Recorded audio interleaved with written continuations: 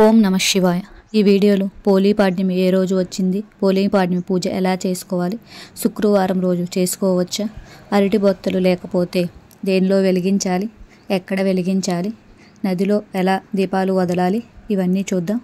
First time చూస్తే నా వీడియోని సబ్స్క్రైబ్ చేసుకోండి. కార్తీక మాసం చివరి రోజైన కార్తీక అమావాస్య మరుసటి రోజు పాడ్యమి.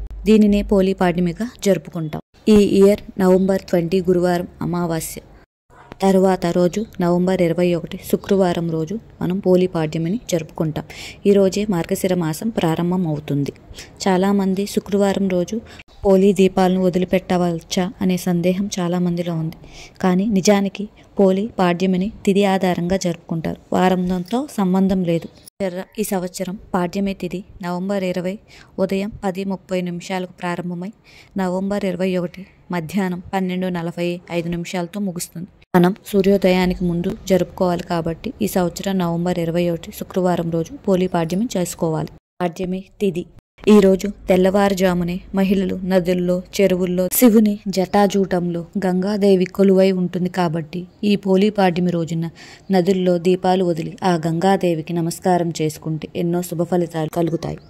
అరటి దొప్పను దైవంగా భావించి పసుపు కుంకుమ రాసి పువ్వులతో అలంకరించి ముందు రోజు ఆవు నెయ్యిలో నానబెట్టిన ఆ ఒత్తులను అగరబత్తితో వెలిగించి నదిలో వదలాలి. ఆ నదిలో వదిలే ఈ దీపాలని పోలీ దీపాలు అంటారు. ఈ పోలీ దీపాలను నీటిలో విడిచి 3 సార్లు దీపాన్ని ముందుకు తోసుకొని నమస్కారం చేసుకోవాలి. నదిలో ఉన్న ఆ నీటిని మన తలపైన చల్లుకోవాలి. ఈ ఒక్కరోజు దీపారాధన చేస్తే ఈ కార్తీక మాసం నెల రోజులు దీపారాధన చేసినంత పుణ్య ఫలితం లభిస్తుంది. మనకు పాడ్యమి తిథి 12:45 మధ్యాహ్నం వరకు ఉంది కాబట్టి ఈ లోపు నదిలో వదలాలి. ఎంతో శక్తివంతమైన ఈ పోలీ పాడ్యమి నాడు తెల్లవారుజామునే నదుల్లో దీపాలు వదలాలి. కార్తీక మాసం 30 రోజులకు గాను 30 ఒత్తులు, గంగామాతకు 2 ఒత్తులు, వినాయకుడికి 1 ఒత్తు, మొత్తం 33 ఒత్తులు అరటి డొప్పల్లో.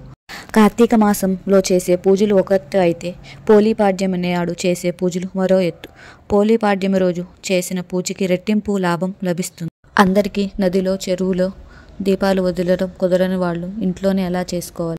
ఈ పూజని నక్షత్రాలు ఉన్నప్పుడు ఉదయం సూర్యోదయానికి ముందే చేసుకుంటే చాలా మంచిది. మనం తెల్లవారుజామునే లేచి తలస్నానం చేసి ముందుగా మన పూజ గదిలో ఆ శివుని ముందు ఒక చిన్న దీపం వెలిగించుకోవాలి. ఇప్పుడు ఇంట్లో ఉన్న తులసి కోటకి ఎదురుగా ఈ పోలీ దీపాలను వదలాలి. తులసి కోటలో 3 దేవతలు నివసిస్తారు కాబట్టి మన ఇంట్లో తులసి కోట ముందు నీటితో శుభ్రం చేసి బియ్యపిండితో ముగ్గు వేసుకోవాలి.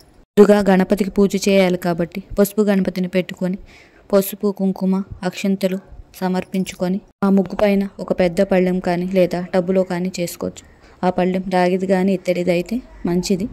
ఆ పళ్ళెంలో నీరు పోసుకుంటూ గంగేచే యమునేచే గోదావరి సరస్వతి నర్మదే సింధు కావేరి జలయస్మిన్ సన్నిధం గురు అనే మంత్రాన్ని చదువుకోవాలి. ఆ పళ్ళానికి గంధం కుంకుమ బొట్లు పెట్టుకొని నిండా నీళ్లు నింపుకోవాలి. ఇప్పుడు ఆ నీటిలో పసుపు కుంకుమ గంధం అక్షంతలు డబ్బులు పువ్వులు వేసుకోవాలి. ముందు రోజు రాత్రే ఆవు నెయ్యిలో నానబెట్టిన ఒత్తులను సిద్ధం చేసుకోవాలి. అరటి తొప్పను కూడా పసుపు కుంకుమతో అలంకరించుకోవాలి. ముందుగా వినాయకునికి ధూపం నైవేద్యం సమర్పించాలి. ఈరోజు తాంబూలం కూడా సమర్పించుకోవాలి. లేని వాళ్ళు వడపప్పు పానకం కూడా సమర్పించుకోవచ్చు. ఇప్పుడు తులసమ్మ ముందు ఉన్న దీపాలను ఏకవత్తితో కానీ సాంబ్రాణి కడ్డలతో కానీ వెలిగించుకోవాలి. అరటి డొప్పలో ఒత్తులు ఎక్కువ టైం ఉండవు కాబట్టి అన్నీ సిద్ధం చేసుకొని తర్వాత తులసమ్మ వారి ముందు ఈ ఒత్తులను కూడా వెలిగించుకొని నీటిలో వదలాలి. అలా నీటిలో వదిలి 3 సార్లు ముందుకు తోసి ఆ నీళ్లు మన నెత్తి మీద జల్లుకొని పోలీ కథను చదువుకోవాలి. ఈ దీపాలకి పసుపు కుంకుమ గంధం అక్షింతలు పూలు సమర్పించుకోవాలి. దీపాలకి వడపప్పు బెల్లం నైవేద్యం సమర్పించుకోవాలి. ఇప్పుడు తులసమ్మ వారికి దీపాలకి హారతినిచ్చి సాంబ్రాణి ధూపం సమర్పించి ఈరోజు ఖచ్చితంగా కొబ్బరికాయ కొడితేనే పోలీ పాడ్యమి పూజ కంప్లీట్ అవుతుంది. ఈరోజు తప్పనిసరిగా పోలీ కథని చదవాలి. పోలీ కథని చదివినా విన్నా సరే మనకి ఎంతో పుణ్య ఫలితం లభిస్తుంది. ఇప్పుడు పోలీ కథను పూర్వకాలంలో ఉమ్మడి కుటుంబంలో చిన్న కోడలిగా ఉండే ఆమె పేరు పోలి. ఆమెకు చాలా దైవభక్తి ఎక్కువ. ఈ భక్తిని చూసి అత్త ఓర్వలేకపోయేది. పోలిని బాధలు పెట్టేది. పూజలు చేయనిచ్చేది కాదు. కార్తీక మాసం రావడంతో అందరి కోడళ్ళు అత్త కలిసి నది స్థానానికి వెళ్లి అక్కడ దీపాలు వెలిగించడానికి వెళ్లారు. చిన్న కోడల్ని ఇంట్లో పనులన్నీ చేయమని చెప్పి వెళ్లారు.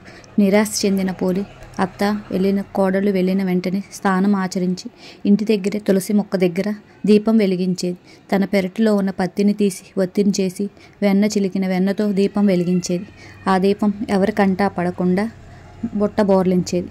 నెల రోజులు క్రమం తప్పకుండా దీపం వెలిగించేది పోలి. ఆఖరి రోజైన మార్గశిర పాడ్యమి రోజు కూడా అందరూ నదులకి వెళ్లారు. వారు తిరిగి వచ్చేసరికి ఇంటి దగ్గర ఒక అద్భుతం కనిపించింది. ఆ రోజు కూడా ఎలాంటి ఆటంకం లేకుండా దీపం వెలిగించి ఆ కార్తీక దామోదరుని ప్రార్థించింది పోలి. వెంటనే స్వర్గం నుంచి దిగి వచ్చిన దేవతలు పోలిని ప్రాణంతోనే స్వర్గానికి తీసుకొని వెళ్లారు. అత్త తోడికోడళ్ళు అది చూసి ఆశ్చర్యపోయారు. దేవదూతలు పోలి చేసిన పూజ గురించి చెప్పి పూజ చేయటం కాదు, కల్మషం లేని భక్తితో పూజ చేసినప్పుడే ఫలితం లభిస్తుంది అని చెప్పి వెళ్ళి ఈ పోలి పాడ్యమి రోజు దేవుడి దగ్గర గాని తులసి మొక్క దగ్గర గాని దీపం వెలిగించిన ఈ కథ చెప్పుకున్న ఆమెలాగా స్వర్గ ప్రాప్తి లభిస్తుందని కార్తీక పురాణంలో ఉంది. ఇంట్లో తులసి చెట్టు లేని వాళ్ళు ఉసిరి చెట్టు పెట్టుకొని అయినా, పసుపు గణపతిని చేసుకొని అయినా, నక్షత్రములు కనిపించే వేళ ఉదయ సమయంలో ఈ పోలి పాడ్యం పూజ చేసుకోవచ్చు. అరటి డప్పులు లేని వాళ్ళు కొబ్బరి చిప్పలో కూడా వెలిగించవచ్చు. Please subscribe my channel.